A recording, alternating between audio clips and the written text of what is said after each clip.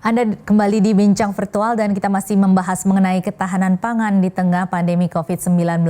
Kita juga masih berbincang-bincang dengan Bapak Tri Wahyudi Saleh, Direktur Operasional dan Pelayanan Publik dari Bulog. Kemudian juga ada Bapak Dwi Andreas, pengamat pertanian, dan juga Mas Edward Siwardi dari Stafsus Menteri Perdagangan Republik Indonesia. Dan saat ini kita juga masih menunggu anggota DPR RI dari Komisi 6 fraksi PDI Perjuangan Ibu Sondang Tiar Deborah Tampu Bolon. Dan tadi sudah dikatakan mengenai stoknya sudah aman, saat ini juga distribusinya juga sudah berjalan sehingga defisit pangan mudah-mudahan bisa diatasi begitu ya. Bagaimana Pak Dwi melihat hal ini? Ya, apakah ini cukup? Tergantung persepsi kita, Mbak. Aman itu sejauh apa? Sebenarnya data yang saya tadi sampaikan itu hampir sama dengan sumbernya, hampir sama dengan sumbernya yang Pak Tri. Dari BPS juga yang terbesar, sudah bareng tentu karena kami punya jaringan di tingkat petani di 89 kabupaten.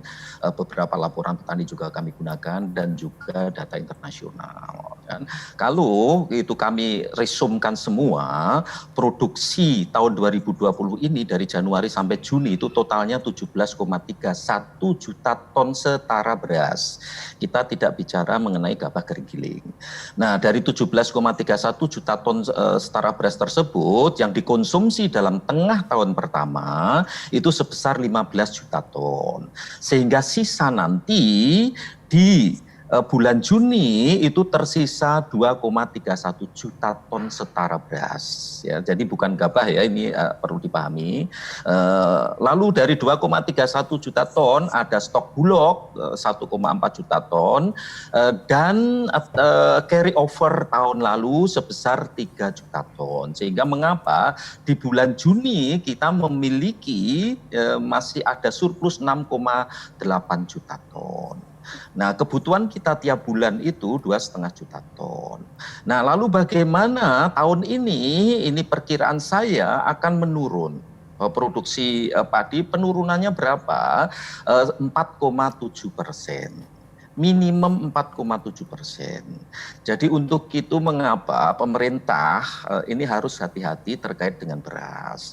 Tadi Pak Edward juga sudah menyampaikan, di dunia, produksi beras dunia ini menurun sedikit dari 499 juta ton ini menurun menjadi 496 juta ton. Dan penurunan itu yang terjadi di wilayah-wilayah Asia Tenggara. Jadi di Vietnam menurun, di Thailand menurun, Cina juga menurun sedikit. Yang surplus tadi juga dinyatakan yang surplus ini India. Nah, jadi untuk itu saya sarankan ke pemerintah di bulan Juli harus sudah dipastikan berapa sesungguhnya produksi padi kita, setara beras sudah barang tentu. Nah, apakah itu mencukupi? Paling tidak sampai Februari 2021. Nah, kalau tidak mencukupi, langkahnya ya sudah jelas lah. Dari Kementerian Perdagangan juga tahu terkait dengan itu. Sebab apapun beras ini menjadi komponen kunci. Nah, lalu bagaimana dengan pangan lainnya? Pangan lainnya kita tahu persis bahwa impor kita itu ketergantungan impor kita sangat besar. Kan impor gandum itu 11,1 juta ton. Dan tahun 2019 kemarin impor kedelai 7,1 juta ton, impor jagung 1,4 juta ton, bawang putih sekitar 470.000 ton. Dan ketergantungan kita untuk gandum 100%, untuk gula 60-70% ketergantungan kita. Lalu kedelai sekitar 80-90%, bawang putih 100%. Nah, dalam arti apa? Produk-produk tersebut harus diamankan juga.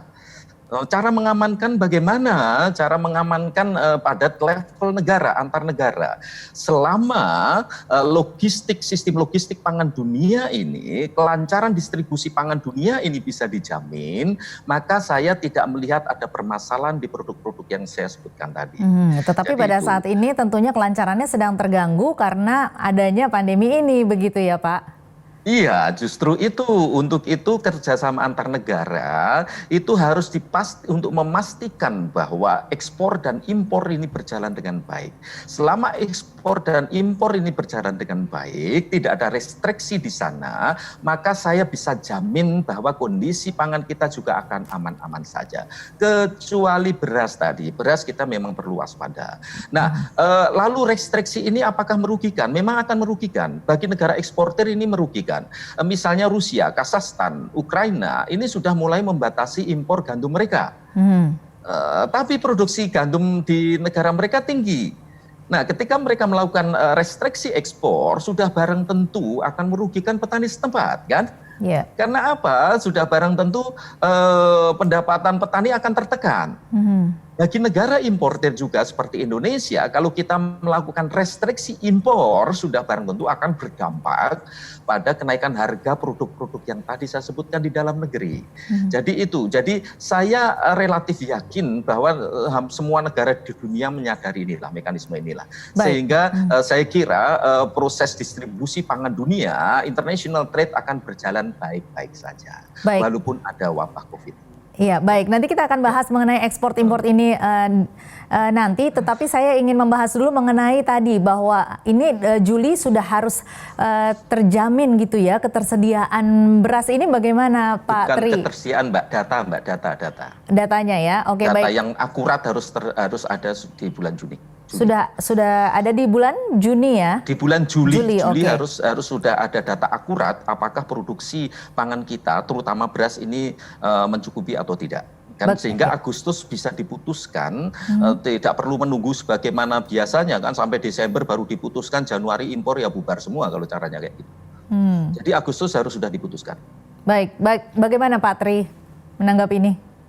Baik, terima kasih. Saya kira apa yang disampaikan oleh Prof. Andreas ini perlu diantisipasi dan itu insya Allah sudah diantisipasi oleh pemerintah, Prof.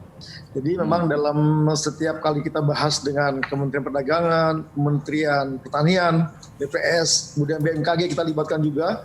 Saya kira betul tadi disampaikan paling tidak Juli sudah ada kepastian. Sudah kepastian. Sementara stok yang kami kuasai ini insya Allah sampai dengan bulan Juni masih cukup ya. Cuma tadi yang disampaikan cukup karena yang namanya stok itu tidak hanya di Bulog ya. Stok 1,4 betul ada di Bulog, itu stok pemerintah, itu bisa dilihat sendiri fisiknya ada. Kemudian stok di masyarakat, ini yang kita tidak punya datanya. Kemudian stok yang dari pedagang, stok yang dari petani. Bahkan belakangan ini para petani yang sedang panen itu cenderung tidak melepas gabahnya. Betul Prof ya? Ini program. Iya, betul. Artinya mereka sendiri kami sarankan seperti itu Mas Tri, mohon maaf. Oh, pantesan jadi sarannya Prof Andreas ini. Jadi fenomena di lapangan para petani ini sekarang sedang menyimpan gabahnya untuk persiapan mereka sendiri. Jadi saya kira ini perlu informasi yang bagus dan ini sudah kami temukan di beberapa daerah sehingga Bulog saat ini sedang betul-betul turun ke lapangan untuk mendapatkan lebihnya itu karena memang marketable surplus yang harus kita ambil karena yang diambil oleh masyarakat banyak juga. Jadi rumah tangga petani sekarang sedang mengumpulkan juga gabah-gabah ini mungkin saya kira untuk persiapan juga. Jadi saya kira data-data ini sedang kami persiapkan dan dalam waktu dekat juga akan ada angka yang pasti. Ini waktunya hanya 2 bulan loh Pak Tri, waktunya hanya 2 bulan ini cukup Pak? Iya, kalau kita hitung tadi 1,4 yang ada di Bulog, kemudian di masyarakat, kalau data dari BKP itu saat ini stok nasional ya tidak hanya di Bulog itu ada 3,5 juta ton.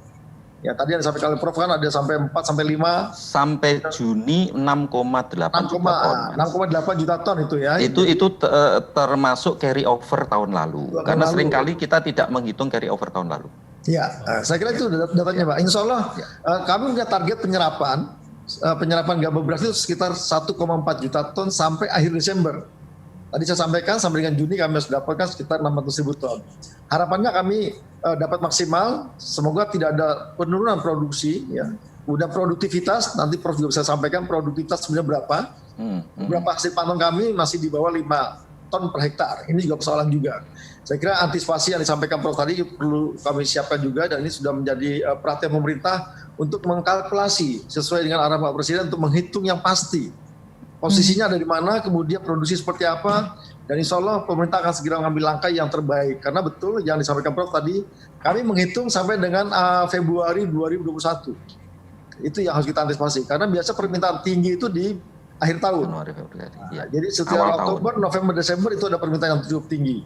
Kemudian masuk ke Januari Februari itu lebih tinggi lagi karena panen sudah tidak ada. Jadi betul Prof, saya kira ini sudah kami hitung bersama dengan pemerintah, bersama dengan kementerian-kementerian terkait, hitungannya sampai dengan Februari 2021.